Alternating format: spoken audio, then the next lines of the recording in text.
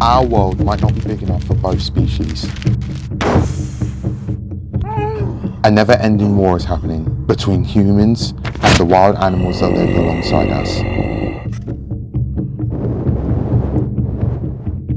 When wild animals negatively interact with us, it is known as the human-wildlife conflict, and it has devastating consequences for both species.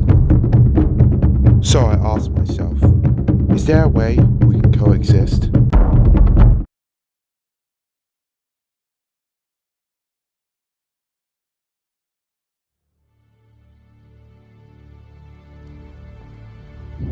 There are many planets in our solar system,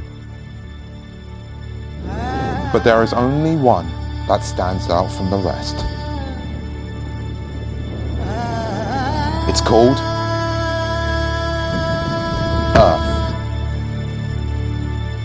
Because unlike any other planet, it's alive.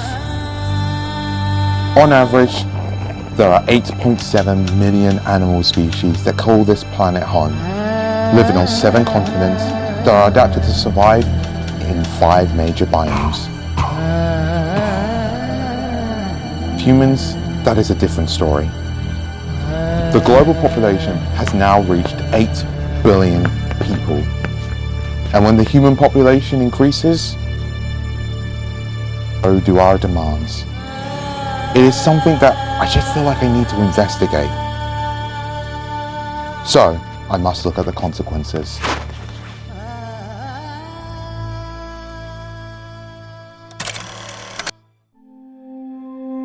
As deforestation continues due to human demands, it causes more dangerous encounters with animals. Predators like crocodiles, leopards, and bears are a huge example of this factor. Predators require large territories to survive. They choose territories for the best food, water, shelter, and mating. As their habitats get destroyed to make way for farms and cities, that means that the prey species that predators rely on disappear too. This means that predators have no choice but to go into human territory and hunt livestock like sheep, cow, and chicken, which usually results with the death of the animal. In Africa, lions are poisoned by carbofuran, a pesticide that is used to protect crops from insects. Once poisoned, it usually affects the nervous system, leading to the lion having a slow and painful death. In fact, there are now only 23,000 lions left in the wild. Furthermore, if scavengers such as vultures and hyenas eat the poisoned carcass, it can negatively affect the ecosystem. So extinction is the main consequence for animals. But they aren't the only ones that are suffering from the conflict.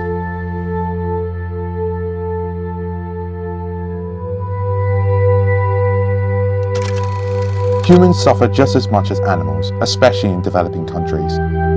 However, every country is affected by the human-wildlife conflict.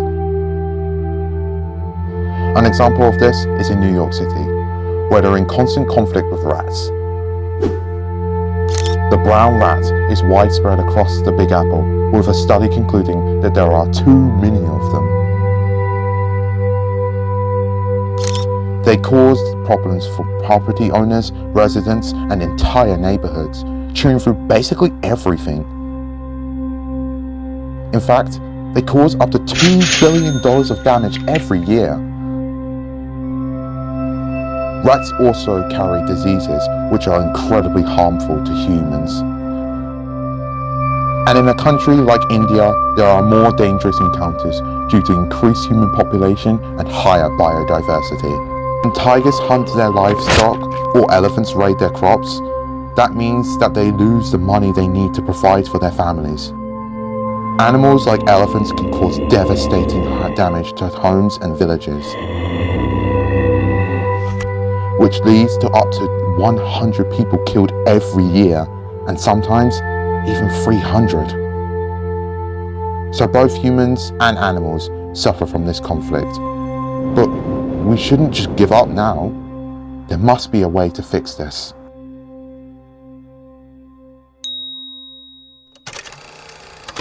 Finding solutions for the conflict is challenging. How do we create a world that is beneficial for both humans and animals? During my research, I've learned something. But the conflict around the world is different. Different habitats, animals, and people means that there are different solutions. So it's the community that should be the ones deciding on how to deal with it, because they are the ones that live with the animals, so they would be the best people to find a solution to the problem. All of this is in Churchill, Canada, where they've established the first polar bear jail. Founded in 1982, the idea of this was to place polar bears in a facility if they were considered dangerous to humans. The facility has 20 cells that can hold up to 16 polar bears or 4 family groups. This helps to reduce conflict between humans and bears. The bears are usually kept for 2 to 30 days. They are not given food, which makes the bears reluctant to return to the town. They can go through long periods of fasting, so the facility isn't harmful. Once their sentence is finished, they will be tagged and released back into the wild away from people. This is one of the genius ways that the community are finding long-term solutions to the problem. But what we can all do is educate one another about the natural world, which leads me to my last point.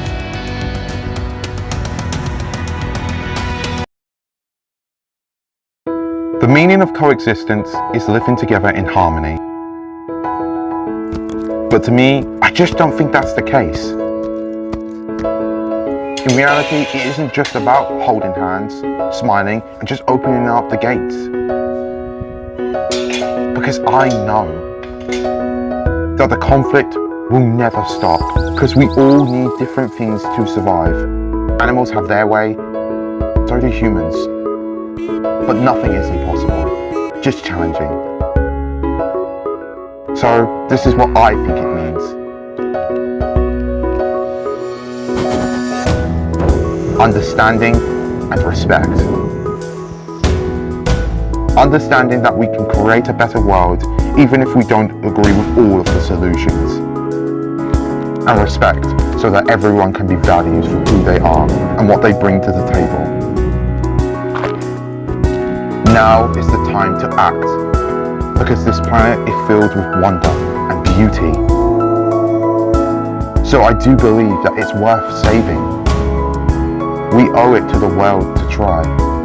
After all, if we're all on this earth, then we all must be here for a reason.